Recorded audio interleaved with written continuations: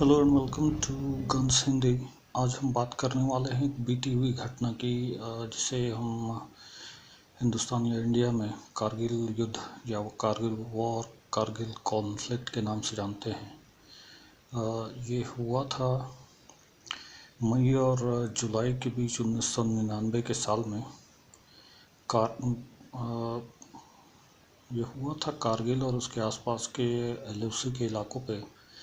तो घटना थी क्या, इसके बारे में पूरी बात करेंगे। लेकिन उससे पहले मैं सबसे रिक्वेस्ट करना चाहता हूँ कि वीडियो को लाइक, शेयर और सब्सक्राइब ज़रूर करें। सब्सक्राइब करें तो बेल आइकन वाला या घंटी का बटन जो है वो ज़रूर दबाएं, जिससे कि हर नई वीडियो की नोटिफिकेशन आपको मिलती रहे। ओके, तो चलिए शुरू करते हैं। तो ये असल में हुआ क्या था, क्यों हुई थी ये लड़ाई या युद्ध भारत और पाकिस्तान के बीच। तो पहले होता क्या था कि हमारी सेनाएं जो है वो गर्मियों के सीज़न में तो ऊंचे पहाड़ों पर और अपने बॉर्डर पोस्ट पर रहती थी। लेकिन जब सर्दियां आ जाती थी तो दोनों ही सेनाएं, भारत और पाकिस्तान की, अपनी अपनी पोस्ट को छोड़कर अपने बेस कैंप्स की ओर लौट जाती थी, जिससे कि सर्दी का प्रकोप न झेलना पड़े। लेकिन उस साल क्या हुआ कि जनरल परवेज़ मुशर्रफ का प्लान पाकिस्तानी फ़ौज ने एग्जीक्यूट किया, जिसमें कि उनके फ़ौजी आतंकवादियों के भेष में और आतंकवादी भी, इन लोगों ने मिलकर हमारी इंडियन फ़ौज की ऊंची पोस्ट पर कब्जा कर लिया, जब भारतीय फ़ौजी अपने बेस कैंप्स में लौट चुके थे। और उन्होंने सारे नए इक्विपमेंट्स, जैसे विंटर इक्विपमेंट जो होते हैं, जैसे जैकेट्स हैं, शूज़ हैं, ये सब के साथ ऊंची पहाड़ियों पर कब्जा कर लिया था। तो इसका पता भी हमें काफ़ी बाद में तब चला, जब हमारी फ़ौज वापस उन पोस्ट पर जाने को ही और उन पर फायरिंग की गई। तो शुरुआत में ये समझा गया कि सिर्फ कुछ आतंकवादी हैं जो वहाँ आ गए हैं, लेकिन उसका पूरी सिचुएशन कितनी ख़तरनाक है इसका अंदाज़ फ़ौज को हुआ नहीं था। तो उसके बाद जब ज़्यादा फ़ौज ने रिकॉन ऑपरेशन किए, यानी कि ज़्यादा निगरानी रखी, तो धीरे धीरे सब सारी चीज़ें खुल के सामने आने लगी।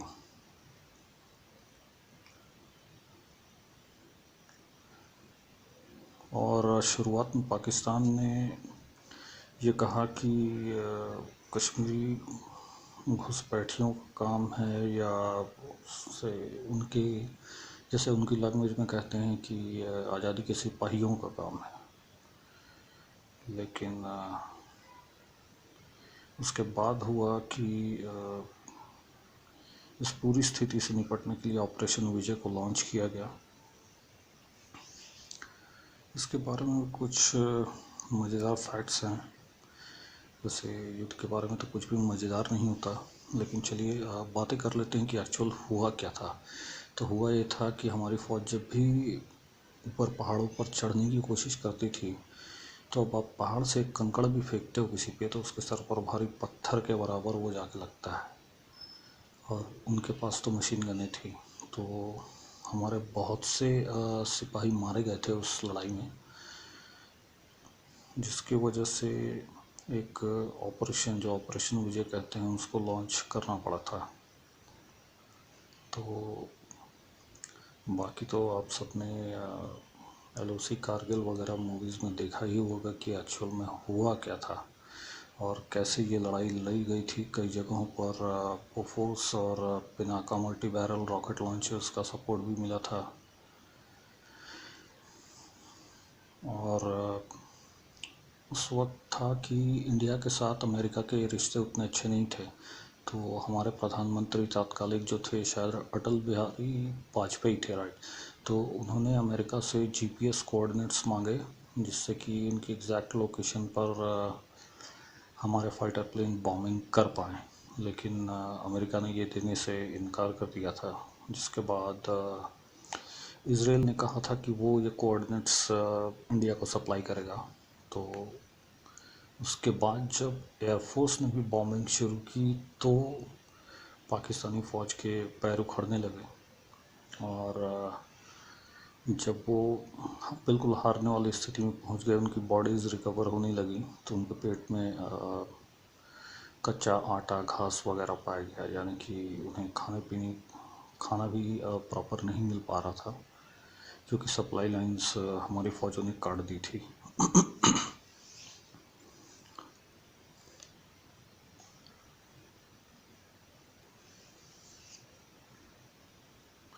सबसे पहले इस चीज़ को 3 मई 1999 में कारगिल जिले में घुसपैठ हुई है। ये भेड़ चराने वालों ने पहली बार गडेरियों ने ये बताया था। 5 मई को फिर आर्मी पेट्रोल्स भेजी गई। 5 सिपाही हमारे कैद कर लिए गए और फिर मार दिए गए। 9 मई को पाकिस्तानी फ़ौज ने काफ़ी शेलिंग की। शेलिंग का मतलब होता है कि तोपों से गोलीबारी करना, तोपों से फायरिंग करना, सॉरी। तो हमारे हथियार के गोदामों पर कुछ डैमेजेस हुए, जिसकी वजह से 10 मई को हुआ कि कई सारे इन्फिल्ट्रेशन LOC पे पाए गए।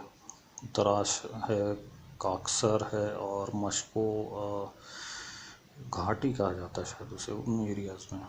फिर दोपहर के आसपास भारत ने और फौजी भेजे कश्मीर घाटी कारगिल में। 26 मई को इंडियन एयरफोर्स ने एयर स्ट्राइक शुरू की। एक MiG-21 हमारा और एक MiG-27 मार गिराए गए हैंजा सैम यानी सरफेस टू एयर मिसाइल के द्वारा पाकिस्तान ने मारे। और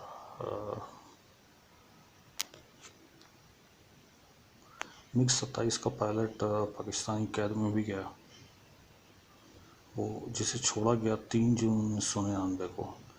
एक MI-17 हेलीकॉप्टर, वो भी मार गिराया पाकिस्तानियों ने और उसमें बैठे हुए लोग मारे गए।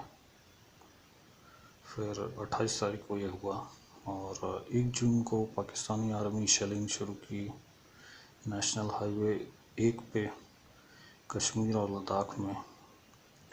फिर 5 जून को दस्तावेज मिले 3 पाकिस्तानी फ़ौजियों के पास कि इसमें पता लगा जाके कि इसमें पाकिस्तानी फ़ौज इन्वॉल्व है।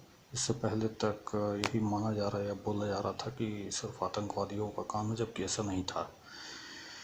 उसके बाद 6 जून को एक पुरजोर हमला भारत की तरफ से किया गया। 9 जून को 2 महत्वपूर्ण पोजीशंस हमारी फ़ौज ने बटालिक में कैप्चर की। 11 जून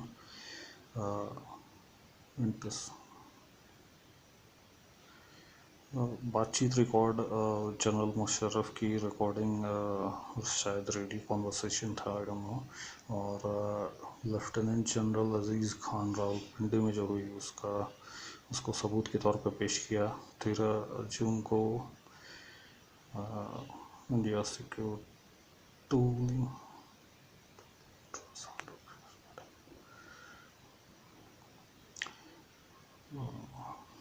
ओके। तो उसके बाद बिल क्लिंटन ने नवाज शरीफ को बोला कि सारे सिपाही वापस बुलाओ कारगिल से। 29 जून को अमेरिकन गवर्नमेंट के प्रेशर से पाकिस्तान की आर्मी वापस लौटने लगी और उसके बाद इंडियन आर्मी ने टाइगर हिल पर चढ़ाई शुरू की। 4 जुलाई को 3 रेजिमेंट सिख, ग्रेनेडियर और नागा, इन्होंने बचे हुए पाकिस्तानी नॉर्दर्न लाइट इन्फेंट्री के जो थे उनको टाइगर हिल के युद्ध में हराया और इसे रिकैप्चर किया, जिसमें 12 घंटे का वक्त लगा।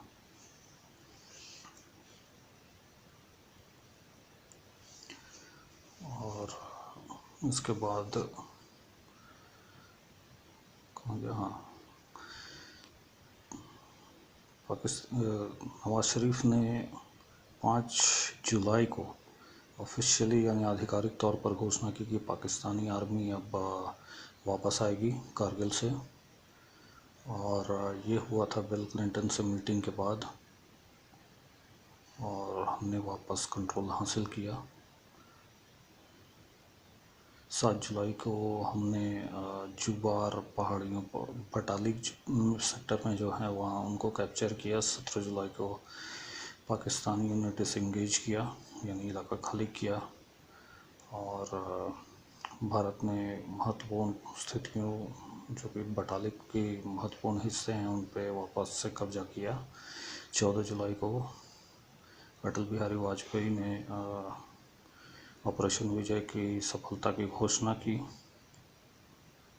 और 26 जुलाई को कारगिल वार का ख़त्मा हुआ या अंत हुआ, और भारतीय सेना और भारत सरकार ने इसको ये घोषणा की कि ये आतंकवादियों और पाकिस्तानी फ़ौज द्वारा मिलकर कैप्चर किया गया की हुई जो पोजीशंस थी उनको हमने वापस छुड़ा लिया है। तो गाइस बेसिकली यही था इस वार के बारे में ऑलमोस्ट ज़्यादातर डिटेल। इसके अलावा एक चीज़ मैं अपनी तरफ से जोड़ना चाहूँगा कि इस युद्ध के दौरान भारत ने OFB से तो हथियार खरीदे ही खरीदे, बट एक भारत की एक प्राइवेट कंपनी है उनसे भी बोफोर्स तोप के लिए करीब 2.5 लाख तोप के गोले खरीदे गए, और जिन्हें इस युद्ध में फायर किया गया था। बने रहने के लिए धन्यवाद। प्लीज़ चैनल को सब्सक्राइब जरूर करें। आपका दिन शुभ हो। Good bye.